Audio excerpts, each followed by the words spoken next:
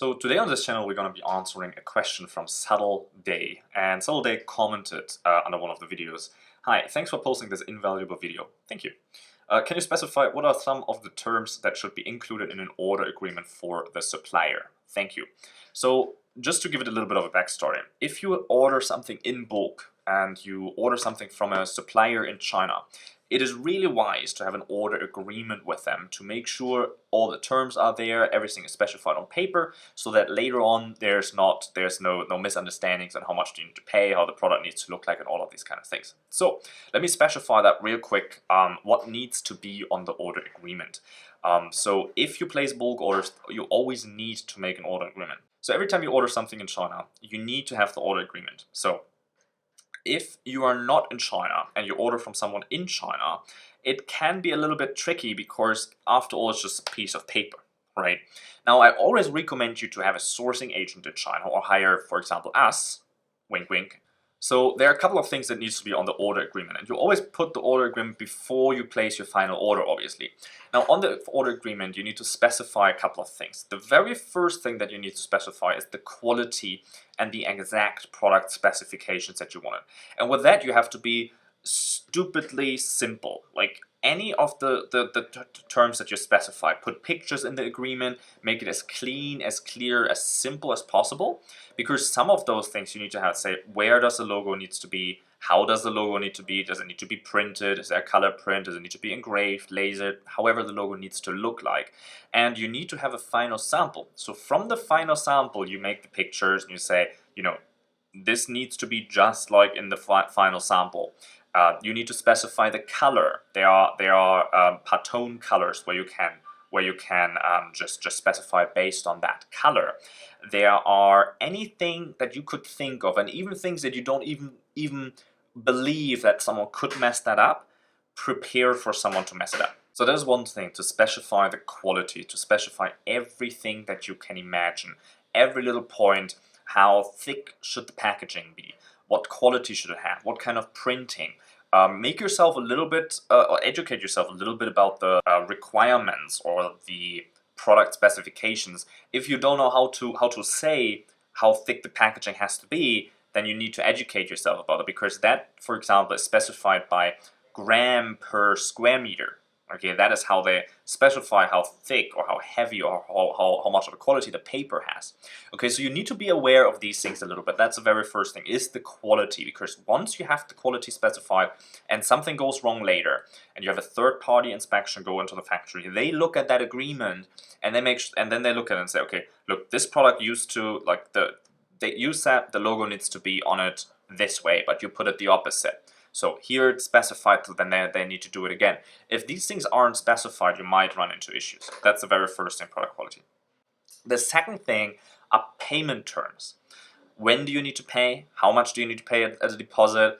What is the payment term? Is it FOB or is it X work, right? That is a difference. X work just means they make the product and you have to still pay for the product to be sent from the factory to the harbor, or to the port, or from wherever you ship it, to the airport, whatever it is.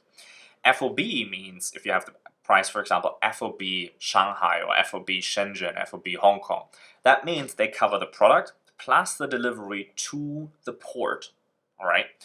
You need to be aware of those terms. What are the payment terms? What's the deposit? How much of a deposit? And then the next thing is the lead time. So how much time does it take from placing the order until the product is ready to ship? That is the lead time. Meaning if it's 30-day lead time, then within those 30 days, they need to produce it, pack it, put it together, bundle it, and have it ready for shipping. Now, this lead time, a lot of times that doesn't work out. So you agree on a 30-day lead time, and on day 30 you're like, so guys, how about the order? And then they say, oh yeah, we're almost done, we just need another week or another 2 weeks. Which is a problem, because that really eats into your cash flow, and that causes all kinds of issues, right? So that kind of agreement, you need to make sure this is the lead time. And the one thing you want to do is to agree on a penalty. So okay, for each day you're late, we can deduct 1% from the total order value. So if you deposit 30% on your bulk order, then they start the production. And then once you pay the 70%, if they're 5 days late, you only pay 65%. right? That is how it works, and that is the penalty fee. So they have a little bit of pressure to actually finish in time. So we got the quality, we got the payments, we got the lead time. Let's talk about shipping, because shipping needs to be specified as well. Are you arranging shipping, or is the factory arranging shipping? For the shipping, they need to give you a quote for the shipping, or at least an estimate before they start production, and that is something that you put in there. You can always get your own forwarder. If you want to find a forwarder that is really reliable, just send a comment here and I'll recommend someone to you. So you can get the forwarder and say, do you arrange it or do we arrange it? And then also the terms in that. What is the shipping term?